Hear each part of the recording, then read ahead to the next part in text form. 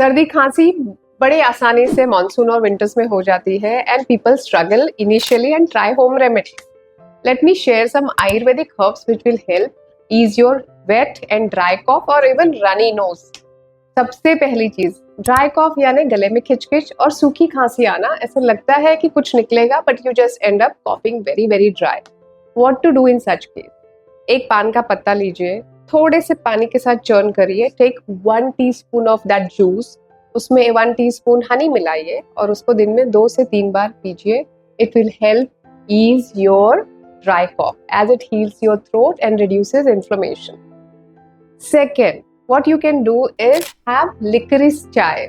मुलेठी की चाय बना के पीजिए या मुलेठी को थोड़ा घी में मिला के खाने के आधे घंटे बाद गर्म पानी से लेना शुरू करें. Ghee becomes one of the best measures to ease dryness in the cough. That really helps.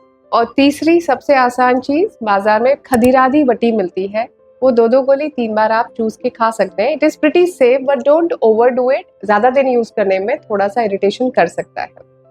Coming to wait कॉफ, जहाँ पे थोड़ा सा नाक भरी लगती है, देयर इज कंजेशन और खांसने बलगम निकलता है, you have a lot of mucus and phlegm. What to do in such cases? Use flaxseed. 1 tablespoon of flaxseed, 1 glass water, boil जब तक कि वो गाढ़ा सा लेस जैसा नहीं बन जाए. A thick mucusy fluid comes out. Strain it, cool it and have it. If you don't want to cool, have lukewarm with some ginger and salt. दिन में 2 बारी. It will ease your wet cough. You can give it to children also as 1 teaspoonful. But children should be more than 5 years and up. बहुत छोटे बच्चों पे अगर उनको खांसी सर्दी है तो it is best that you go to the doctor and take their advice. Home remedies are for people who are more than 5 years old. अगर खांसी 3 दिन से ज़्यादा टिकती है तो please meet your doctor and do not self-medicate.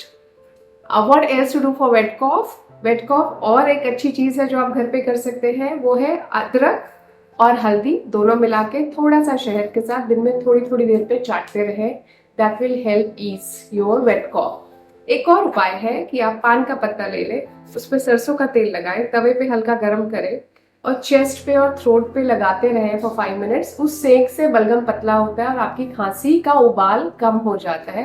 You will not have a lot of pressure. It eases your cough and releases a lot of mucus. Drink warm water. हो सके तो लौंग डाल के दिन भर थोड़ा थोड़ा गर्म पानी पीते रहेंगे तो भी इट हेल्प्स. ऑफ कोर्स आपको सारे काढ़े तो पता ही है कि तुलसी है, लौंग है, इलायची है, but these are some herbs which will really help ease your cough. As I talk about everything, I will tell you one thing. अगर आपका respiratory system अच्छा नहीं है तो there is one herb which is beautiful to heal it. That is long pepper या पिप्पली. अगर आपको हमेशा सर्दी खांसी हर सीजन में हो जाती है, try this. Take 1 pepper, 1 cup milk, 1 cup water. उसको थोड़ा कूट के पानी दूध में boil करें. Till the time only milk is left, strain it and have once in a day. Do it by increasing 1 pippali per day till 5 days, 5 pippali, and then reduce it to 1 and 0. This will continue for 9 to 10 days. This will strengthen your respiratory wellness. This is known as Vardhaman pippali.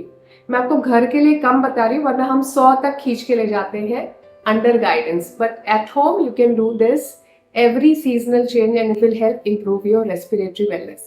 In case you want to know anything about Ayurveda and wellness, feel free to connect with me, like, share, subscribe, and I'll see you next week.